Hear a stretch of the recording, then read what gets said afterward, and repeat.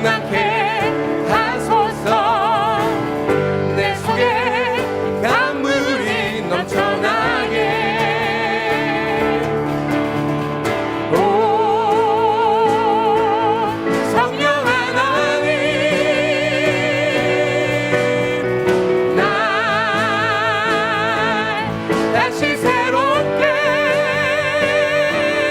하소서. 채우소서. 내 영혼이 세상 이고 다 이기고 다시 주를 닮아가도록. 채우소서. 내 영혼이 세상 이고 다 이기고 오직 주만 나타내도록. 우리 한 번 더 성령이여 내 영혼을, 성령이여 내 영혼을 충만케 하소서. 내 속에 강물이 넘쳐나게. 성령이여 내 영혼을 충만케 하소서. 내 속에 강물이 넘쳐나게. 오 성령 하나님, 오 성령 하나님, 날 다시 새롭게 하소서.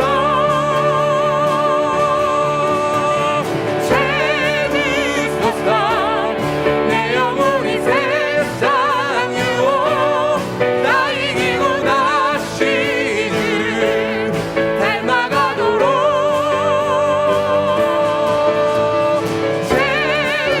채우소서. 내 영혼이 세상 유혹 다 이기고 오직 주만 닮아. 오 성령 하나님,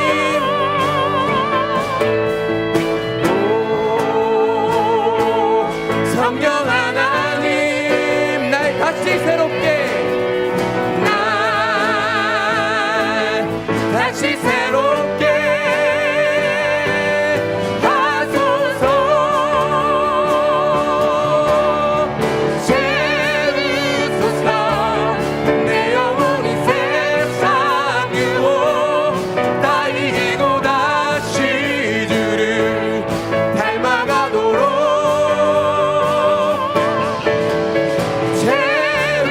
채우소서. 내 영혼이 세상 유혹 다 이기고 오직 주만 나타내도록.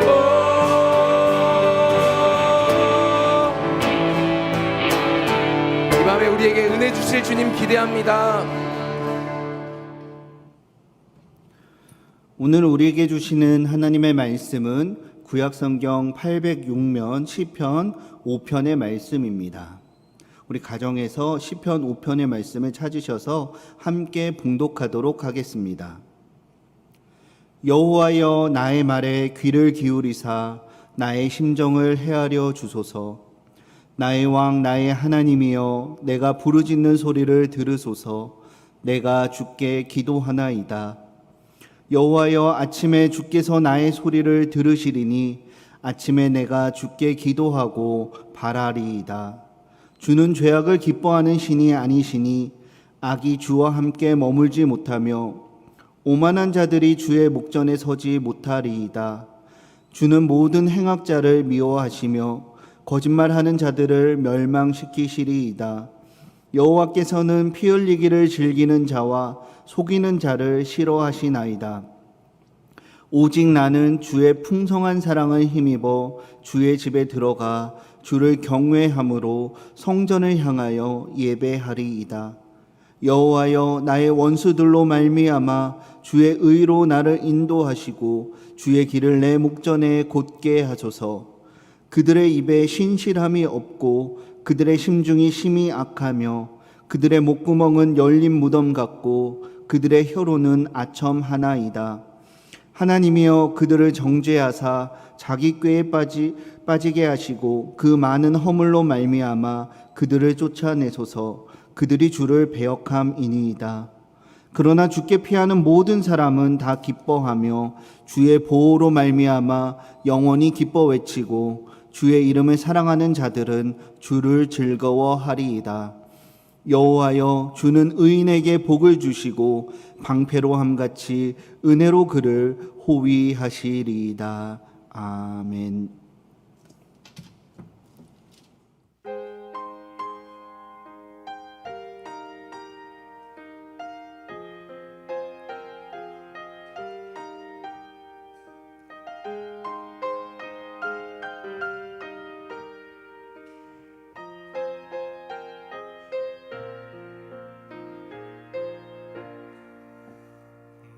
평생 살아온 길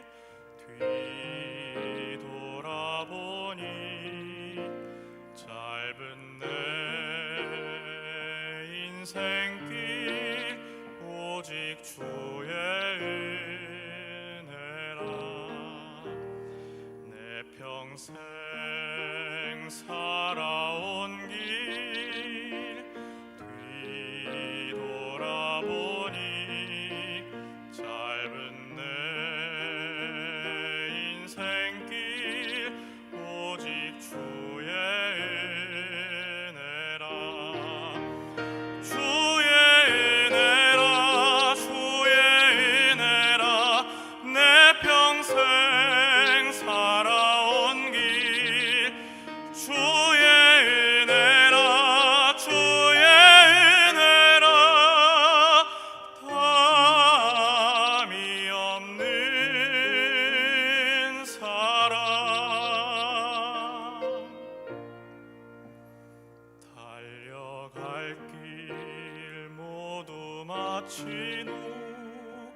주 얼굴 볼 때 나는 공로 전혀 없도다.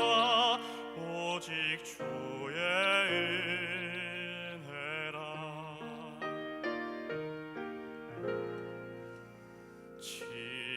지금까지 지내온 것 주의 크신 은혜라. 한이 없는 주의 사랑 어찌로 말하랴. 자나깨나 주의 손이 항상 살펴주시고 모든 일을 주 안에서 형통하게 하시네. 주의 은혜라 주의 은혜라. 내 평생 살아온 길 주의 은혜라 주의 은혜라. 담이 없는 사랑 주의 은혜라 주의 은혜라. 내 평생 살아온 길 주의 은혜라 주의 은혜라.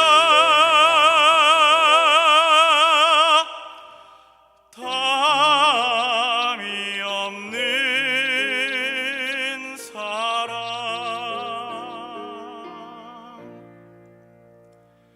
달려갈 길 모두 마친 후 주 얼굴 볼 때 나는 공로 전혀 없도다. 오직 주의 은혜라. 나는 공로 전혀 없도다. 오직 주의 은혜라.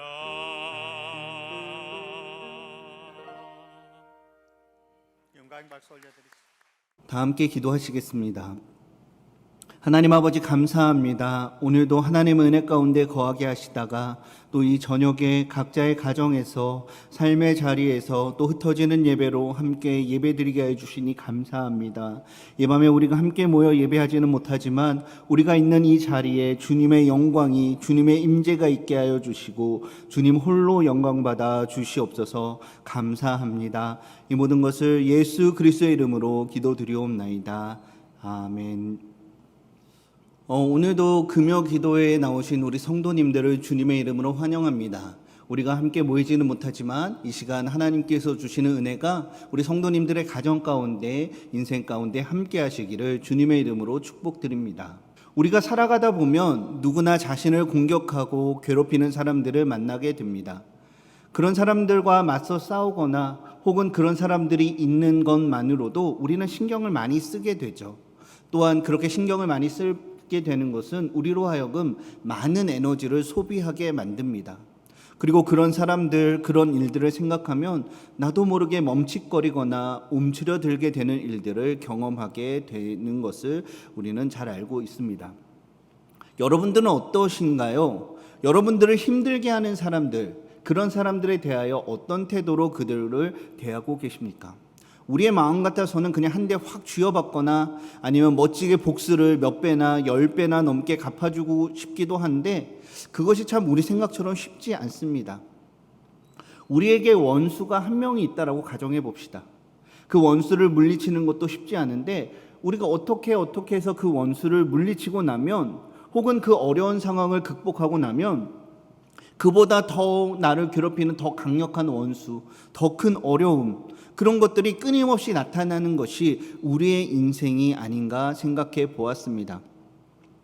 우리가 원수라는 어떤 사람을 특정하지는 않아도 우리를 힘들게 하고 어렵게 하는 이 위기 상황들은 우리가 살아가면서 끊임없이 마주하고 있습니다. 우리가 지금 만나고 있는 이 코로나 바이러스의 사태나 얼마 전 지나간 이 장마와 같은 사태, 또 다른 우리가 알지 못하는 많은 일들이 끊임없이 우리 인생 가운데 찾아오고 우리는 그것 때문에 힘들어하고 있습니다. 그런데 이렇게 어려운 상황들, 이런 위기의 상황들, 우리를 힘들게 하는 사람들을 어떻게 대하느냐 하는 것은 우리의 삶의 아주 중요한 문제입니다. 이것이 오는 것을 우리가 막을 수는 없어요. 그것들로부터 다 피할 수는 없어요. 하지만 그런 문제가 우리 현실 가운데 찾아왔을 때에 우리가 그것을 직면할 때에 어떻게 대처하느냐는 그 이후에 위기를 만난 이후에 우리의 삶의 방향을 완전히 바꾸어 놓기 때문입니다. 만약 이런 문제를 잘 극복하지 못한다면 정말 인생은 참 고달프고 어렵다라고 하면서 우리의 인생이 끊임없이 바닥으로 떨어지게 될 것입니다. 하지만 이 위기 상황을 다 잘 대처한다면 우리는 다시 한번 힘을 얻어서 우리의 인생을 살아갈 수 있게 되는 것이지요. 시편 3편에서 5편까지는 그 아들 압살롬의 반역 사건이 일어난 상황에서 기록된 시편입니다. 바로 이렇게 사랑하는 아들이 사랑하는 부하가 자신을 배신하였던 그 다윗이 만났던 환난과 위기 상황을 배경으로 지어진 이 시편을 통해서 우리 성도들이 인생에 만나는 위기 상황 가운데 어떻게 대처해야 되는지 함께 살펴보고 이를 위해서 함께 기도하는 시간이 되었으면 좋겠습니다.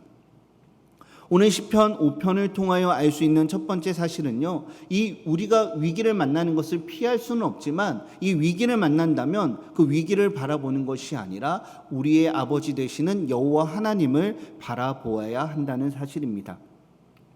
여러분, 이 어렵고 곤란한 상황을 만날 때에 여러분에게 나타나는 특징이 무엇이 있습니까? 여러 가지가 있겠지만 대부분의 사람들은 그 위기 상황을 생각하기 때문에 우리의 시야가, 우리의 생각이 좁아지는 것을 경험하게 되실 것입니다. 그래서요, 앉으나 서나 들어오나 나가나 밥을 먹을 때나 일할 때나 그 억울한 상황만 생각나게 되고요, 내가 어떻게 하면 이 억울한 상황을 그 사람에게 갚아주지, 어떻게 복수할 수 있을까만을 떠올리면서 살아가게 되는 것이지요. 하지만 다윗은 이렇게 위기 상황 가운데 좁아지는 생각과 좁아지는 시야를 뛰어넘어서 여호와 하나님을 바라보며 그 하나님께 자신의 어려운 상황을 말하고 있다라는 것이지요. 1절 말씀에 여호와여 나의 말에 귀를 기울이사 나의 심정을 헤아려 주소서라고 말하고 있습니다. 다윗의 이 첫 마디에서부터 그가 마주하고 있는 고통과 위기가 너무나 심각하다라는 것을 느낄 수 있습니다. 1절과 2절 말씀에 보면 여호와여 나의 왕 나의 하나님이여 내가 주께라고 하면서 이 두 구절 가운데 세 번이나 반복하면서 하나님께 간청하고 있습니다. 세 번 반복한다라는 것은 하나님 앞에 끊임없이 말하고 있는, 끊임없이 고백하고 있는 다윗의 간절한 마음을 표현해 주고 있는 것이지요. 나의 심정을 헤아려 주소서. 이것은 바로 다윗의 마음속에 있는 생각과 그 속사정을 하나님께서 살펴 돌아봐 달라는 간청입니다. 우리가 생각하기에 다윗은 믿음이 뛰어나고 우리와 비교할 수 없는 엄청난 위인이라고 생각하지만 다윗도 우리와 마찬가지로 똑같은 사람이었어요. 그랬기 때문에 어려운 상황을 마주할 때 가슴이 답답해지고 힘들었을 것입니다. 더군다나 이 위기는 이전에 있었던 위기와는 다른 위기예요. 왜냐하면 자신을 공격하고 있는 그 원수가 바로 자신이 너무나도 사랑하는 자신의 아들 압살롬이었고요. 그가 아끼고 그의 명령을 따르던 부하들이었기 때문에 그 어려움은 말로 다 할 수 없었을 것입니다. 그런 상황들을 다른 사람들에게 미주알 고지알 다 내어놓고 말하지 않고 그렇게 말할 수도 없었어요. 그런 답답함과 어려움을 바로 하나님께 내어놓고 도우심을 간구하고 있는 것이지요. 2절입니다. 나의 왕 나의 하나님이여 내가 부르짖는 소리를 들으소서. 내가 주께 기도하나이다. 아멘. 다윗은요 어려운 상황 가운데 그 시야가 좁아지지 않고 하나님께 간구하였을 뿐만 아니라 내가 간구한 그 하나님과 나의 관계가 어떠한지 그 간구의 대상이신 그 하나님이 어떤 분인지 잊지 않고 있었던 것이지요. 다윗이 뭐라고 고백하죠? 나의 왕 나의 하나님이여 라고 말하고 있습니다. 하나님께서 이 세상의 통치자이실 뿐만 아니라 바로 나의 문제를 해결할 수 있는 능력이 있고 유일한 해결자이심을 알고 하나님께 간구하였던 것이지요. 사랑하는 여러분, 우리는 어려움에 처하면 우리의 시야가 좁아지고 많은 것을 놓치게 되지만 다윗은 이 극한의 어려움과 고통 속에서도 그 시야가 좁아지지 않고 자신의 문제를 해결할 수 있는 하나님을 기억하며 간구하고 있습니다. 마치 우리가 위급한 환자가 발생하였을 때 어떻게 하지 하면서 발만 동동 구르는 것이 아니라 심폐소생술을 하면서 119에 긴급 구조 요청을 하고 있는 것과 마찬가지의 상황입니다. 다윗이 참 대단한 것 같아요. 이렇게 힘들고 어려운 상황, 이 가운데서 어떻게 하나님을 잊지 않고 먼저 기억해낼 수 있었을까요? 말씀을 읽다 보니까 여러 가지 이유가 있겠지만 오늘 시편 5편을 통하여 제가 한 가지 사실을 발견했습니다. 3절 말씀을 보니까 여호와여 아침에 주께서 나의 소리를 들으시리니 아침에 내가 주께 기도하고 바라리이다 라고 고백하고 있습니다. 바로 다윗의 몸에는 다윗의 인생 가운데는 오랜 세월 동안 반복되어 체득된 신앙의 습관, 다른 말로 말하면 신앙의 탄탄한 기본기가 있었기 때문입니다. 3절을 고백했던 것처럼 다윗은 아마 하루를 시작하면서 하나님과 대화를 하면서 시작하는 그 습관이 들어있던 것 같습니다. 평생 눈이 오나 비가 오나 바람이 오나 기쁠 때나 슬플 때나 어려울 때나 항상 하나님께 엎드리며 하나님께 구하면서 이 하루를 시작하였기 때문에 다윗은 이 고난 가운데서도 그의 시야가 그의 생각이 좁아지지 않고 하나님을 기억하고 하나님께 시선을 고정할 수 있도록 하는 역할을 하였다라고 생각해 보았습니다. 사랑하는 여러분, 우리는 대부분 과거의 하나님에 대한 은혜의 기억을 가지고 있습니다. 그리고 그 하나님께서 오늘도 저와 여러분에게 변함없는 은혜를 베풀어 주신다라는 것을 너무 잘 알고 있죠.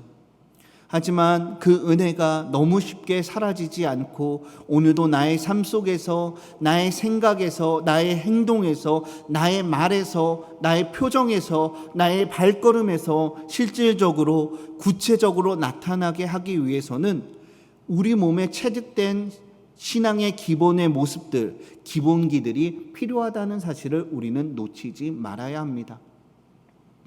우리가 코로나 상황으로 인해서 여러 가지 많은 어려움 속에 있죠. 하지만 그 중에서도 우리의 신앙의 기본기를 우리는 돌아봐야 합니다. 내가 오랜 생활 동안 신앙생활을 하면서 기도의 훈련, 말씀 읽는 훈련, 예배하는 훈련, 찬양하는 훈련이 우리가 다 되었다라고 생각했는데 불과 몇 달 동안 모이지 못하는 이 상황 가운데 이런 신앙의 기본기가 다 무너져버리지 않았는가?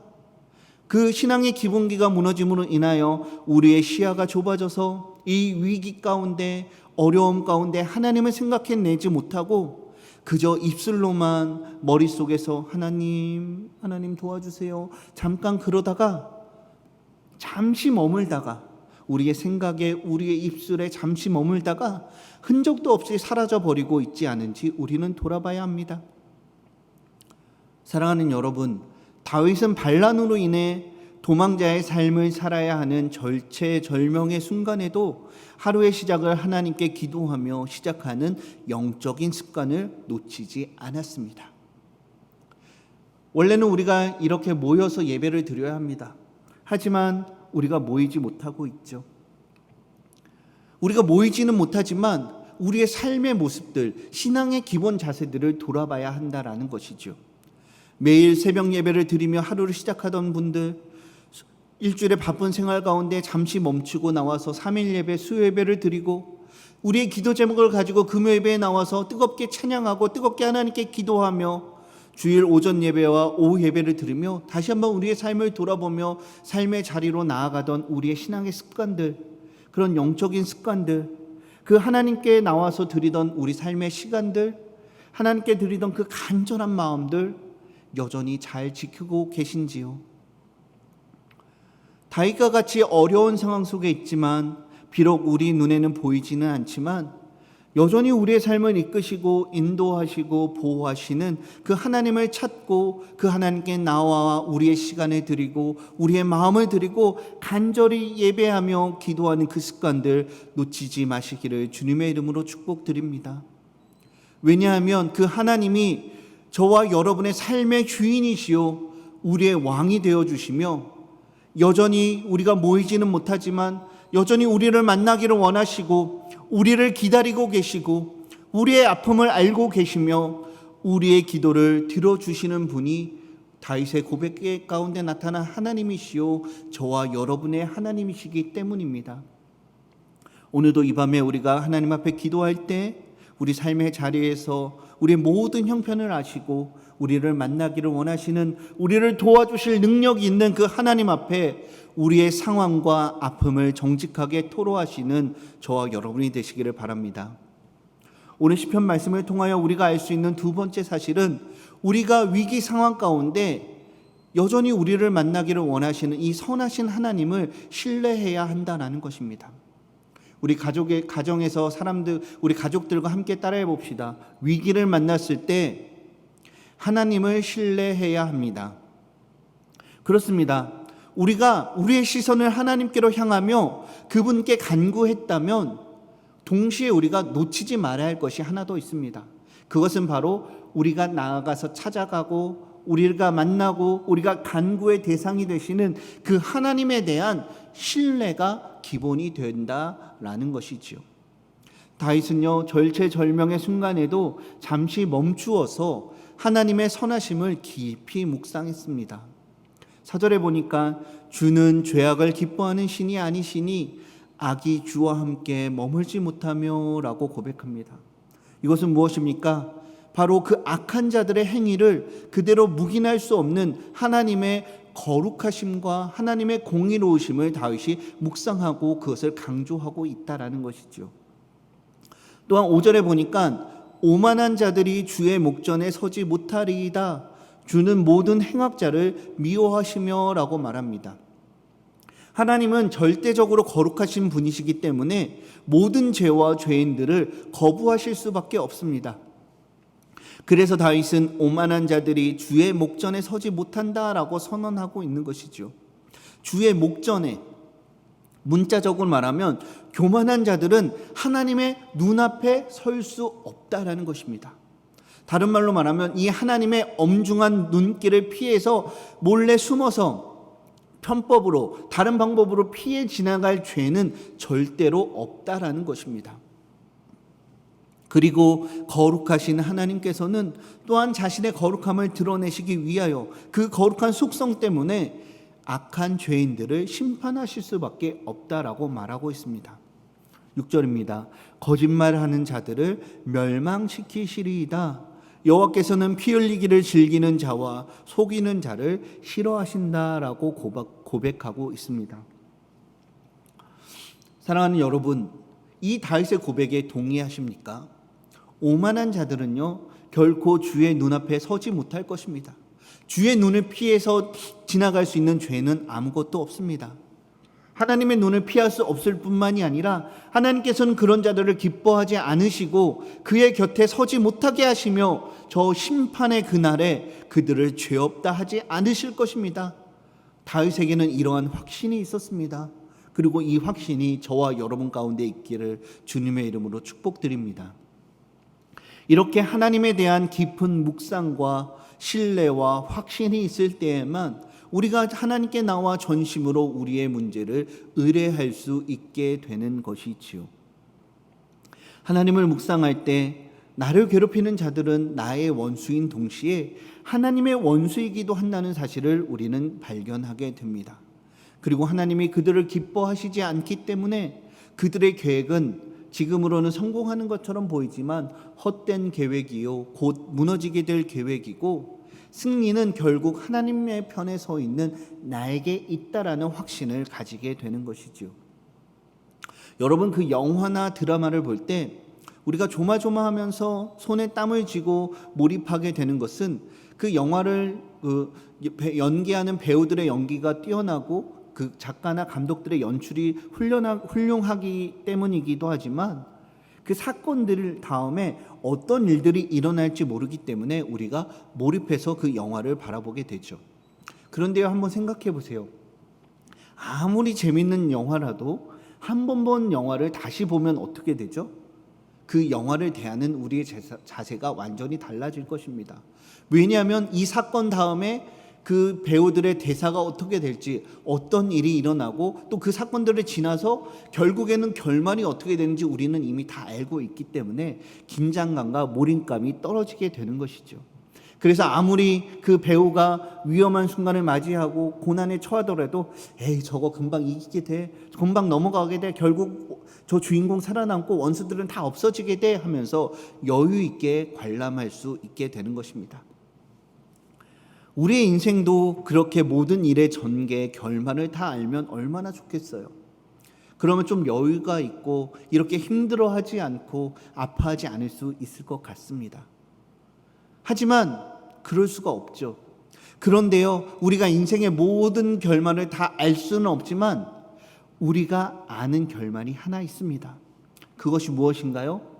하나님이 저와 여러분을 버리지 않으신다라는 것입니다. 비록 우리가 위기를 만나고 어려움 가운데 있지만 그 하나님이 우리를 버리지 않으시기 때문에 이 위기 가운데 우리를 구원해 주신다라는 것이죠. 그 하나님이 우리를 버리지 아니하시고 여전히 우리를 기억하시고 우리를 도와주시기 때문에 우리를 둘러싸고 있는 이 많은 대적과 원수들을 물리치어 승리하게 해주신다는 그 결말, 그것을 우리는 확실히 알고 있는 것입니다. 그리고 오늘 이 성경이 우리가 알고 있는 그 결말을 증언해 주고 있는 것입니다.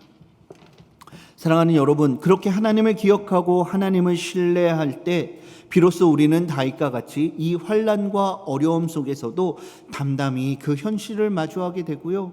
더 나아가서 비록 힘들고 어렵지만 내가 있어야 할 곳, 내가 가야 할 곳, 하나님이 나를 보내셨고 내가 가기를 원하는 그 사명의 길을 묵묵히 걸어갈 수 있는 힘을 얻게 된다라는 것을 믿으시기 바랍니다. 8절 말씀에 여호와여 나의 원수들로 말미암아 주의 의로 나를 인도하시고 주의 길을 내 목전에 곧게 하소서라고 고백하고 있습니다. 여기에 인도하다라는 말은 히브리어로 나하라고 하는데요. 이것은 이끌다, 안내하다라는 의미를 가지고 있습니다. 이 말이 무엇입니까? 하나님이 우리를 이 땅 가운데 보내셔서 우리를 이 길을 걷게 하셨는데 그냥 우리를 등 떠밀어 놓고 네가 알아서 가라, 어려움 알아서 헤치고 어려운 것들 극복하고 원수들 알아서 물리쳐라, 그렇게 나몰라라 하시는 분이 아니시라는 것이죠. 우리의 가는 길을 곧게 하여 주시며 바로 우리를 이끌어 주시고 안내하신다는 것은 하나님이 보내신 이 길을 우리와 함께 가신다, 임마누엘 하여 주신다라는 것을 말하여 주고 있는 것입니다. 사랑하는 여러분, 하나님의 인도하심은 시공간을 초월합니다. 하늘이나 음부도 바다 끝이라도 하나님의 인도하심을 피할 수는 없습니다. 하나님께서는 오늘도 약한 자가 부르짖을 때에 그를 높은 바위로 인도하여 주시고 그 약한 자를 견고한 성에 들어가게 하여 주시며 우리가 어려움에 빠져 위기 가운데 주저앉아 있을 때 빛과 진리를 이 땅 가운데 보내주셔서 그의 백성을 인도하여 주시고 그리하여 하나님의 백성을 주의 거룩한 산과 주께서 계시는 곳에 이르게 하여 주시고 그 후에는 영광으로 우리를 영접하여 주신다라는 것을 믿으시기 바랍니다. 그 하나님을 믿고 신뢰하시는 저와 여러분이 되시기를 바랍니다. 오늘 시편 5편 말씀을 통하여 알 수 있는 마지막 세 번째 사실은요, 하나님을 피난처로 삼는 사람은 어떠한 위기를 만나더라도 기뻐할 수 있다라는 것입니다.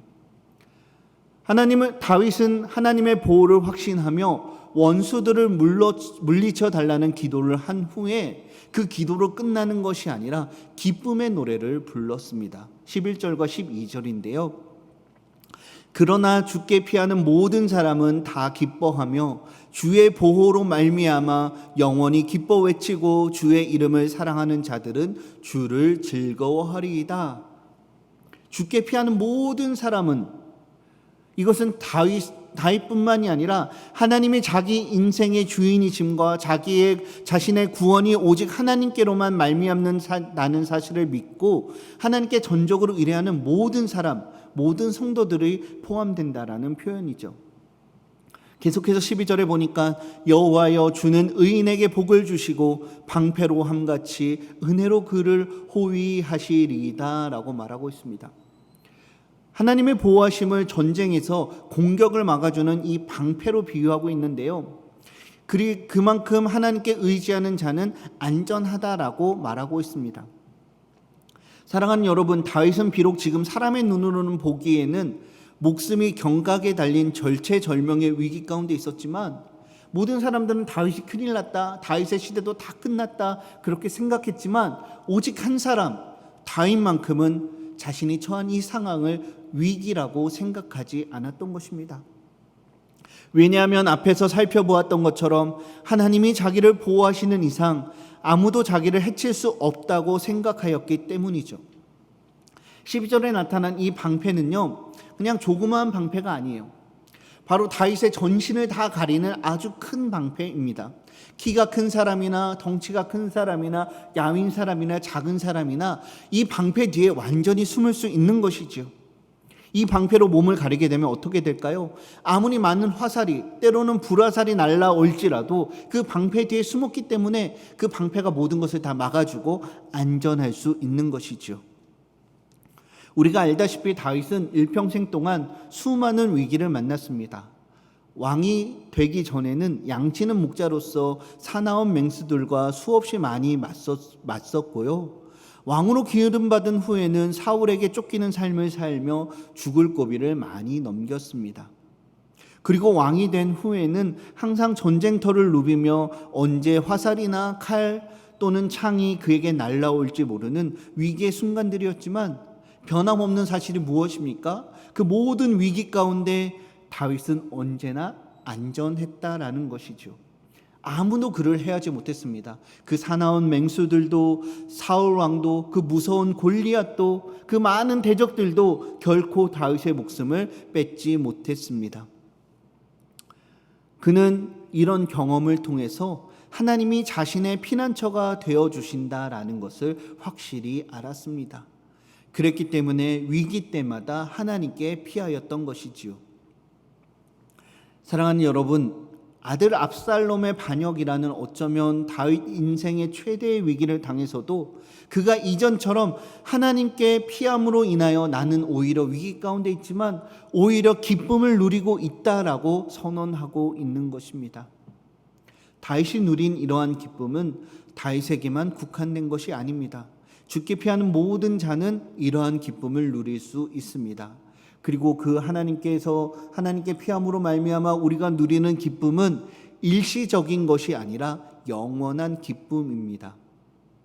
다윗이 하나님께 기름 부음 받았던 것처럼 저와 여러분도 성령의 기름 부으심을 받은 하나님의 사람입니다. 하나님이 세우신 왕이었던 것과 같이 우리도 다 왕 같은 제사장들이라는 것을 믿으시기 바랍니다. 그러나 너희는 택하신 족속이요 왕 같은 제사장들이요 거룩한 나라요 그의 소유가 된 백성이니 이는 너희들 어두운 데서 불러내어 그의 기이한 빛에 들어가게 하신 이의 아름다운 덕을 선포하게 하려 하심이라. 아멘. 사랑하는 여러분, 이 말씀이 다 저와 여러분에게 주시는 하나님의 말씀이라는 것을 잊지 마시기 바랍니다. 그러므로 우리가 위기 속에서 하나님을 찾고 하나님의 인도하심과 보호하심을 신뢰할 때 하나님이 우리의 방패가 우리의 피난처가 되어 주십니다. 그리하여 어떤 어려움 속에서도 위기 상황 가운데도 기쁨을 누리게 하여 주신다는 사실을 잊지 마시기 바랍니다. 말씀을 정리하려고 합니다. 사랑하는 성도 여러분, 이번 한 주간도 참 수고 많으셨습니다. 계속되는 어려움 가운데 있지만 우리의 생각이 이 어려움으로 인하여 우리의 시야가 생각이 좁아지지 않고 어려운 때일수록 더욱 하나님을 기억하고 하나님을 바라보게 해달라고 기도하시기 바랍니다. 그리고 그 하나님이 우리의 인생의 주인이시며 우리의 왕이시요 우리의 재판장이시며 우리의 간구에 응답하여 주십니다. 그리고 그 하나님께 간구할 때 불확실한 마음으로 하는 것이 아니라 하나님에 대한 깊은 신뢰를 가지고 하나님께 간구해야 합니다. 하나님이 어떤 분이신지를 알게 하는 믿음을 위해서, 그리고 그 하나님을 절대적으로 신뢰하는 그 믿음을 구하는 기도를 드리시길 바랍니다. 그리고 그렇게 하나님을 바라보며 깊은 신뢰로 기도할 때 우리의 삶에 기쁨이 넘치고 감사가 넘치고 그 순간 원수들은 힘을 잃어버리게 될 것을 믿고 우리의 삶이 감사와 기쁨이 넘치는 삶이 되게 해달라고 우리는 기도해야 합니다. 오늘 하루도 이 말씀 가운데 힘과 위로를 얻으시기 바랍니다. 그리고 하나님께서 주시는 기쁨이, 하나님이 주시는 감사가, 하나님이 주시는 그 평안이 여러분의 삶 가운데 충만히 차고 넘쳐서 여러분의 삶 가운데 여러분의 가족들에게, 이웃들에게, 또 이 세상에 하나님을 알지 못하는 사람들에게 넉넉히 흘려보낼 수 있는 축복의 통로로 살아가시는 저와 여러분이 되시기를 주님의 이름으로 축복드립니다. 우리 함께 기도하겠습니다. 사랑과 은혜가 많으신 하나님 아버지, 감사합니다. 이 밤에도 우리가 주님의 전에 나오지는 못하지만 각자의 전에 나와 하나님의 말씀을 듣고 함께 찬양하고 함께 기도하게 주시니 감사합니다. 다윗의 고백처럼 하나님이 나의 왕이시며 나의 하나님이 되심을 고백하며 위기 가운데 더욱 하나님을 바라보고 더욱 하나님을 깊이 알기를 원합니다. 그리고 그 하나님을 신뢰하는 흔들리지 않는 믿음을 우리에게 허락하여 주시사 이 환난과 어려움 가운데서도 하나님을 믿는 기쁨이, 하나님으로 인한 감사가 우리 삶 가운데 풍성히 차고 흘러넘칠 수 있는 은혜를 더하여 주시옵소서. 감사합니다. 이 모든 것을 예수님의 이름으로 기도드리옵나이다. 아멘.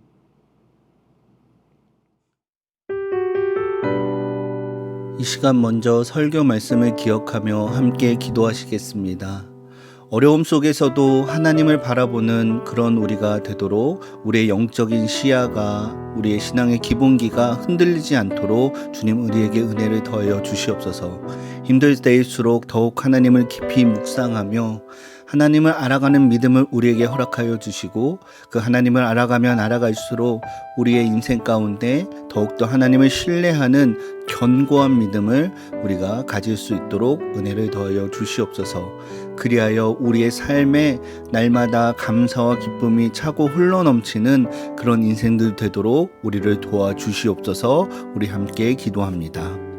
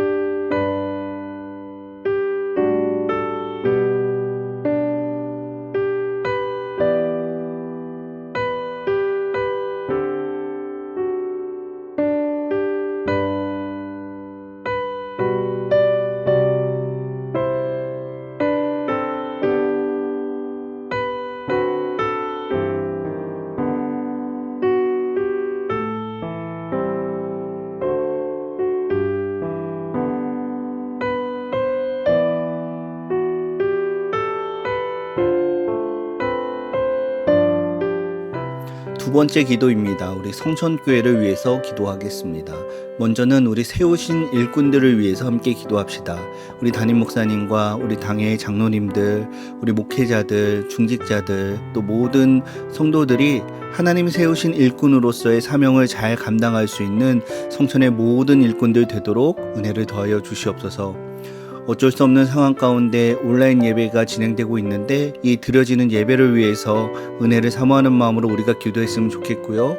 또한 이 힘든 시기 가운데 개인의 영성 관리를 위해서 그 영성이 무너지지 않도록 기도해 주시기를 부탁드립니다.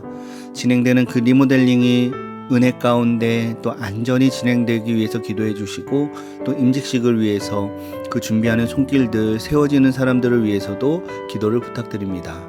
또 우리 교육부의 자녀들 또 우리 병중에 있는 환우들 위해서 기도해 주시고요. 우리 성천교회의 영적과 질적인 부흥이 우리 교회 가운데 있게 하여 주시옵소서. 우리 함께 기도합니다.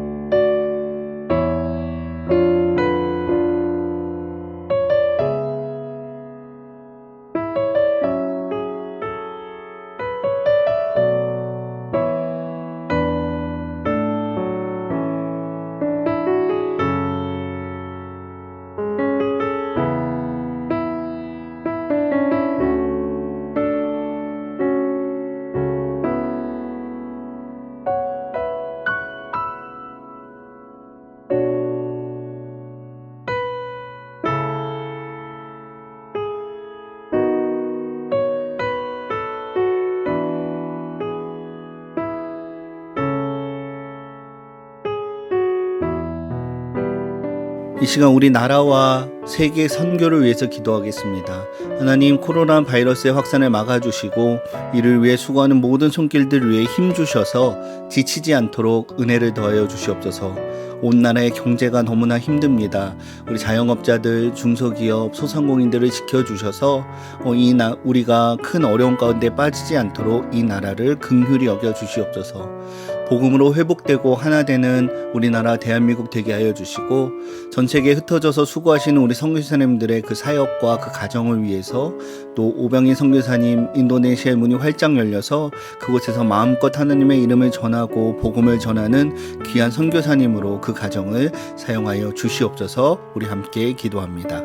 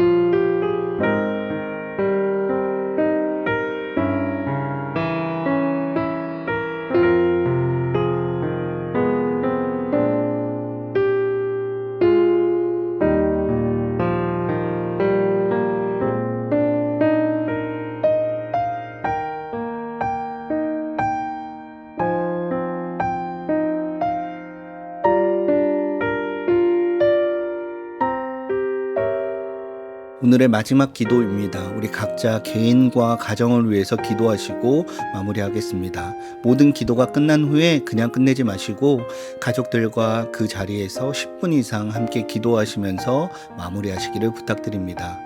하나님, 우리 가정이 예수님을 주인으로 섬기는 믿음의 가정이 되도록 도와주시옵소서. 우리 가정에 우리 구성원들의 건강을 지켜주시고 경제를 지켜주시옵소서.